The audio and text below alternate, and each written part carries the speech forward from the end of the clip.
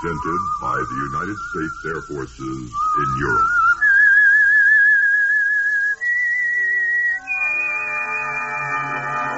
I am the Whistler, and I know many things, for I walk by night.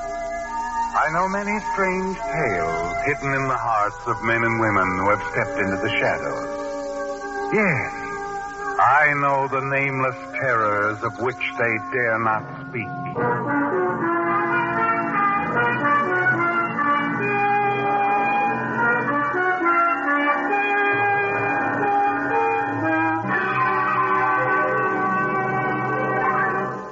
And now, the Whistler's strange story.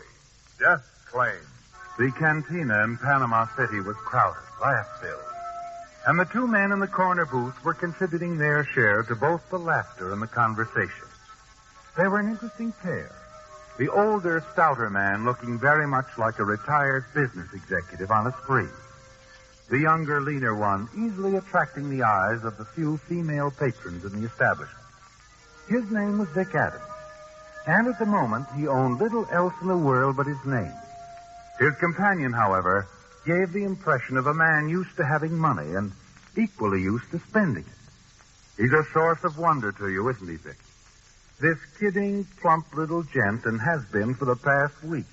He turns away every subtle effort on your part to learn the source of his money. Curly, another pair here. No, really, I had enough, Harvey. I could use a little fresh air. Fresh air.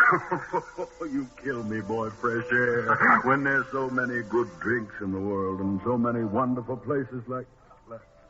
What's the matter? Harvey, what is it? What's wrong? I wonder, is there a back way out of here, Vic? Oh, sure, there must be, but... Let's Harvey, go. what's there... Yeah, but... Senora, senor. Look out. Oye, senor, your drinks. I bring in the Here, keep the change. Drink him yourself. Let's go, Vic. Yeah, right with you, Hurry, Harvey. he spotted us. He's following us. Who? I don't see anybody. Come on, Vic.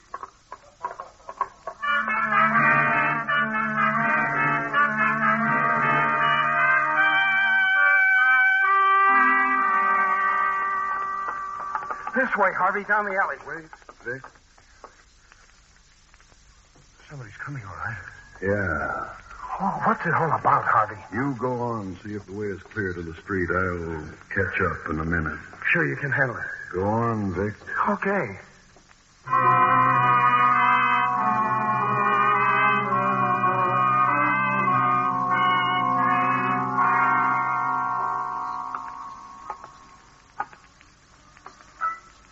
Harvey. Vic, Harvey, you all right?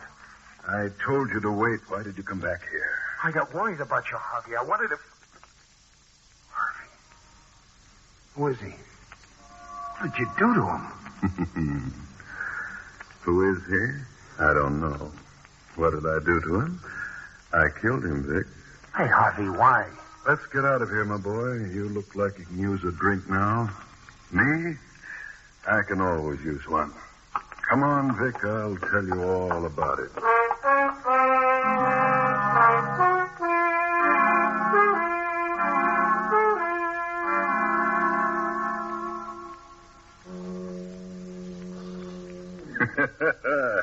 Quiet spot, huh? Just foghorns and a bartender that hates the world. You were going to explain, Harvey.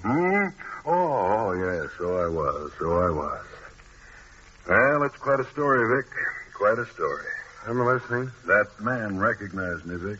Look, I don't follow you. I mean, he knew he was looking at Harry Crane, a man who's been dead nearly 7 years. Look, Harvey, Harry Crane. Harvey Wilson is just something I dreamed of. Oh. Care to go on? Sure, Vic. Let's have it all, Harvey. Or should I say, Harry? Harry? You see, Victor, almost 7 years ago, there was a plane crash, Central America. Everybody lost or presumed to be killed. Among them, a businessman from San Francisco who had a lot of his firm's money on him. You? Me, Harry Crane. So, you're a fugitive. Actually, yes. Legally, no. You see, another employee had been dipping into the till rather lightly and had absconded. That's why this businessman, who was presumed to be killed in the plane crash, decided to dip in rather heavily. You mean no one even connected you with the embezzlement? No one. So, while I decided it was wise to stay away from the States, I'm not what is legally known as a fugitive from justice. I guess you don't find me so amusing now, eh, Victor? Well, live and let live, I always say. Good. You keep on saying, my boy, and you'll be all right. You see, old Harry knows where there's plenty more. More? Money, my boy, money. You see, unbelievable as it may appear, your friend Harry is, at the moment, financially embarrassed. What? After the way you've been spending this past week, you've taken I me to... still have a little, my boy, a small nest egg of a few thousand. However, as you know, I like to live well, spend well. So we must invest in a pair of steamer tickets to San Francisco. And we must arrive before October 5th. October 5th? That is the day my dear wife will be the recipient of over $100,000. Your wife will... Yes, dear, sweet Nora, my grieving, impatient widow. I'm beginning to understand. Mm-hmm. You want to go to your wife. No. I want you to go to her, my boy. Much too risky for me. It's too risky for anybody, Harry. No, we'll get away with it. We'll take $50,000 away from dear sweet Nora and won't raise a hand. 50,000? Your share, 10,000, just for joining me in a boat ride, meeting Nora, dancing with her, and she's quite attractive, Victor, much younger than me. Harry, you're a strange guy. I just like to live well, just do my best to make life easy for me. Bartender, another round. A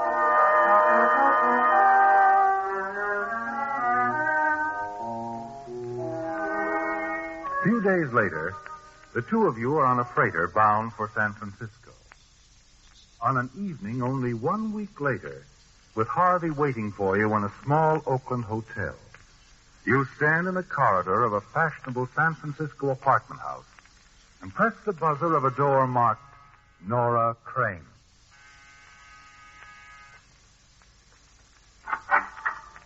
Yes, sir? I would like to see Mrs. Crane. It's about... Very sorry, sir, but there's a dinner party in progress. Oh, look, it's rather urgent. However, would you give her this note? My name is Adams. Victor Adams. Very good, sir. I'll, wait for an answer. Oh? Very well.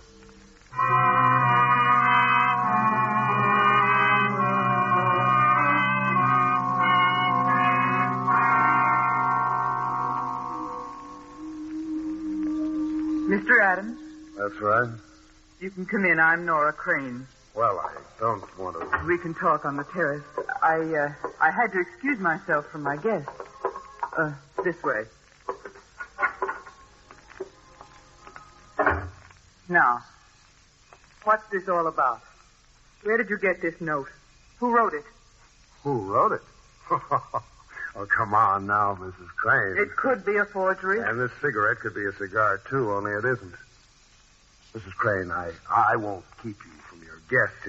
Well, I'm the last guy in the world that wants anybody to think something's wrong. You're saying that Harry is alive, that he's in San Francisco. I only said he was alive. You know, you don't seem very pleased about it. Frankly, I'm not. Because of the insurance money? Not entirely. Harry Crane is no good. He laughs a lot.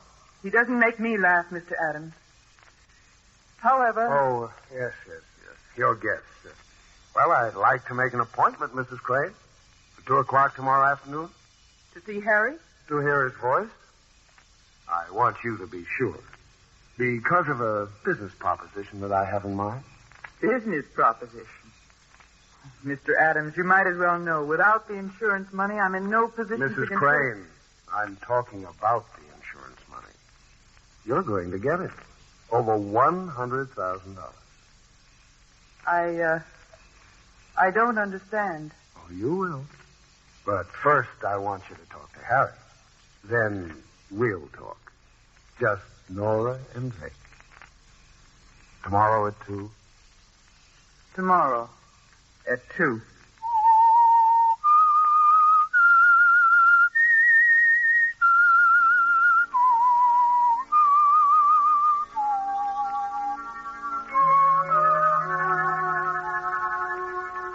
It had been a terrible shock for the attractive Nora Crane, hadn't it, Dick? When you'd approached her at her dinner party, calmly informed her that her husband, Harry Crane, long believed dead, was actually very much alive.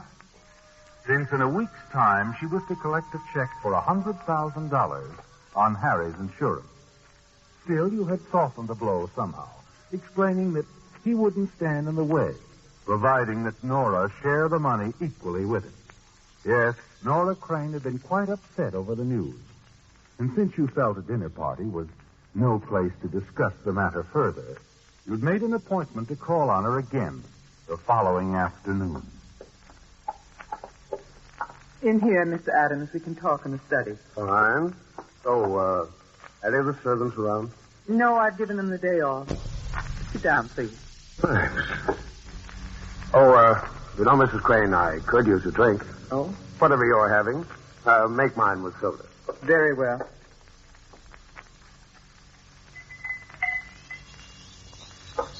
Your drink. Thanks. Now, Mr. Adams. Shall we get to the point? Sure. You've had time to think over our little business proposition? Yes, and I can hardly afford to turn it down, can I? Of course, I'll have to have proof that Harry is still alive. Oh, you'll get proof. You'll take me to him? That won't be necessary. What if I should insist? And what if he's still in Central America? Oh, there are planes. Is he in Central America? He might be. Oh, why all the mystery? Just playing it safe, that's all. What do you mean? Just that Harry is worth more to you dead than alive. I still don't... Don't bother to get up. I'll answer it. Oh? You're expecting a phone call. That's right. 2 o'clock. Not Harry. Mm-hmm. Harry. Right on time. He was never so punctual. He was never so broke. Hello. Hello, Vic. Harry, how's it going? Yes, operator. This is Vic Adams. Operator, what are you talking about business? Oh, I get it. Trying to make it sound like a long-distance call, eh, Vic? All right, operator. Smart boy, Vic. You don't miss a trick. Let me talk to the little lady now, will you? All right. Where are you? Hello? Hello, doll. How's my girl? Harry. Guess you were sort of surprised to learn I was still among the living, eh? That's putting it mildly. How are you, doll? You miss me? Of course. Of course, darling. Missed you too, really. Did you? I'd love to see you again, Harry. Where are you? Oh, I'll take the phone. No, wait, please. Sorry. The lady is convinced, Harry. Be seeing you. Well, Nora, is the deal on? It's on. Good. Well, there's nothing more we can do now except wait until the insurance company pays off. That's next Wednesday, isn't it? Next Wednesday. All that time on my hands and absolutely nothing to do. Or perhaps you have a suggestion? I might. Mr. Adams, I really would like to see Harry. Why? Don't tell me the flame still burns. Well, after all, he is my husband. Well, maybe I can arrange it. I'll think about it. In the meantime, how about dinner tonight? I have an engagement. Engagements can be broken. That's right. Well, I'll see what I can do about it, Mr. Adams.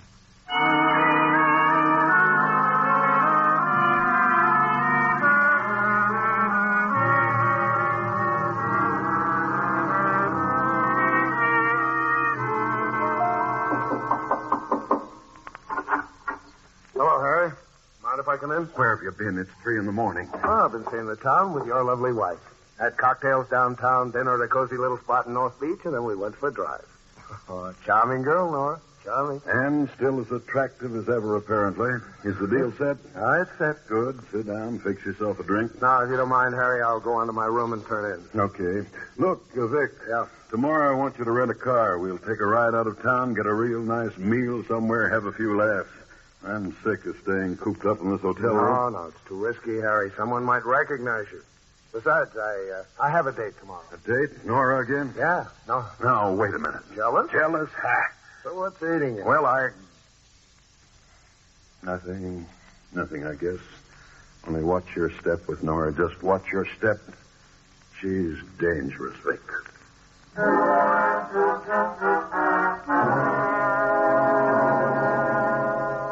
You've met women like Nora before, haven't you, Vic? Dangerous, yes. But none quite as charming and attractive as she is. And you find her company exciting, don't you? In the days that follow, you spend more and more time together. The races, dining at the fashionable hotels, dancing at the smart clubs. You know something, Vic? You lied to me. That's so, Nora? You told me you weren't a good dancer.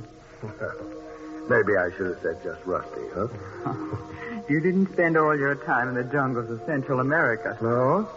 The rest of the time I was aboard one freighter or another. I couldn't very well dance with the captain. When did you meet Harry? A few months ago. He saved my life. He pulled me out of Panama Bay. Oh? I was on a small fishing boat at the time. His yacht rammed us. Yacht? My. But then Harry always liked to live in style. I suppose he owned a villa, too. That's right. Beautiful place. Too bad he had to give it up. The yacht, too. He's really broke. Very. You wouldn't have heard from him otherwise. But you know, I'm glad it turned out this way. Or I wouldn't have met you. I'm glad it turned out this way, too, Vic. Makes me sort of expensive, though, doesn't it? Maybe. But maybe I think it's worth it.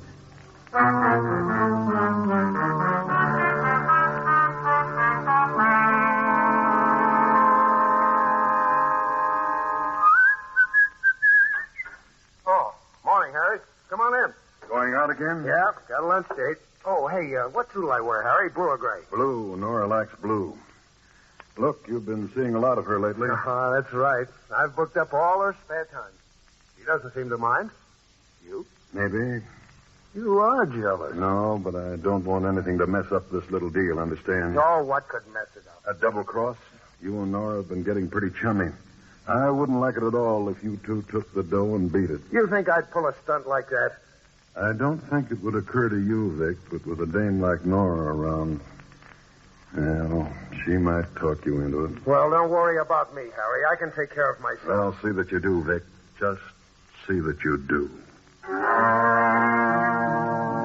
He's right, isn't he, Vic?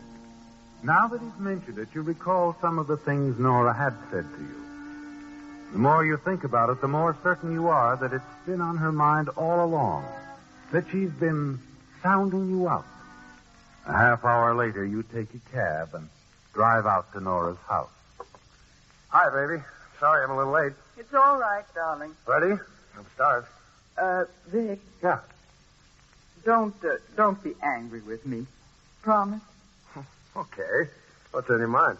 I'd like to talk with Harry again. Harry. Oh, now, love. Please, darling. Even if this has all been a trick, I wouldn't mind. It's just that I'm curious. Weren't you convinced when you spoke with him on the phone? I thought I was, but the more I think about it... You want me to take you to him. Is that it? That's what you want? No, that isn't necessary. Just call him on the phone again. Okay. Make you feel any happier to know I'm not trying to pull a fast one.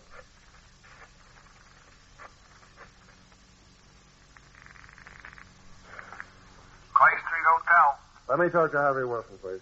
Harvey Wilson, just a sec. Hello? Yeah. He ain't here no more. What? Checked out about 15 minutes ago. Don't know where he went.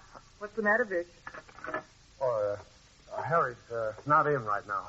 You mean he's checked out, hasn't he, Vic? And you don't know where he is? Wait a minute.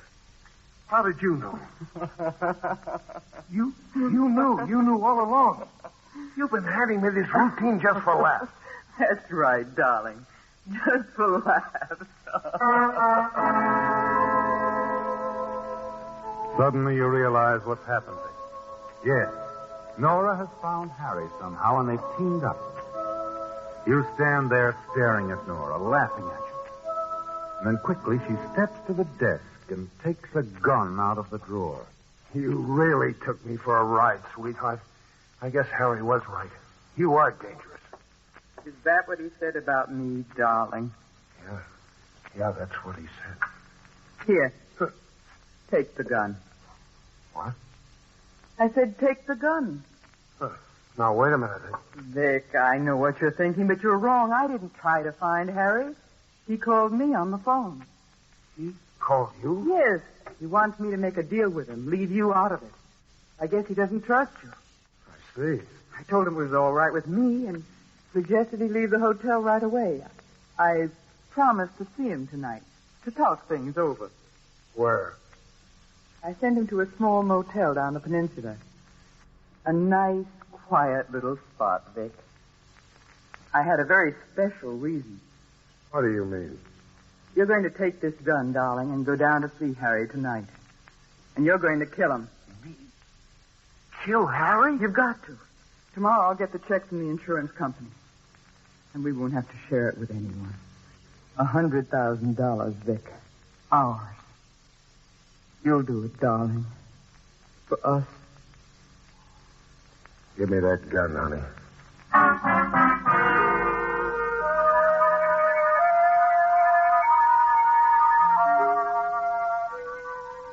Nora's plan was simple, wasn't it, Dick?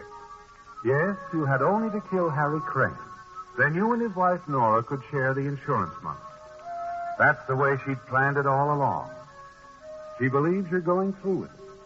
But after leaving her that afternoon, you'd thought the matter over very carefully, had finally decided on another course of action. That night, you slip into Harry's room at the quiet little motel and find him stretched out on the bed. Harry. Yeah, I'm awake. Been expecting you, Vic. Now listen, Harry, I've got to tell you something. Too late, sucker. You walked into a trap. Turn around and get a big surprise. Huh? Oh, Nora. Hello, darling. Careful. I won't hesitate to pull the trigger. You get the picture, Vic? With Triple Cross, she makes a deal with you, one with me, then gets us down here to kill us both. That's Nora. I told you she could talk you into anything.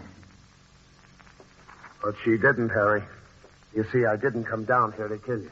Then why did you come, darling?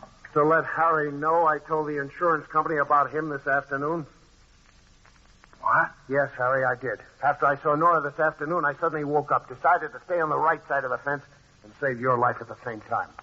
That makes us even. You're lying. No, I'm not. I even brought an insurance investigator along with me. Drop the gun, Mrs. Crane. Drop it. Sorry, sweetheart. I would have done almost anything for you. Anything except kill Harry or anyone else. The Whistler. Listen next week when once again the United States Air Forces in Europe present The Whistler.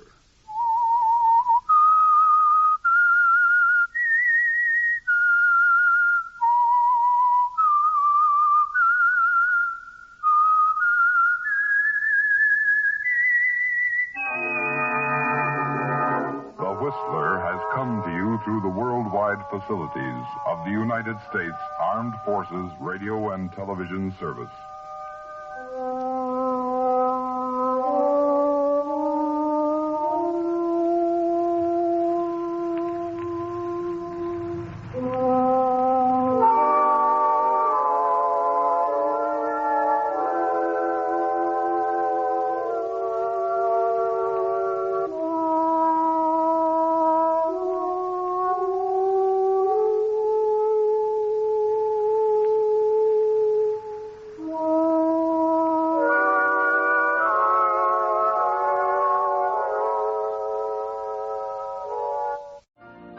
You've been listening to the OTR Gold Network.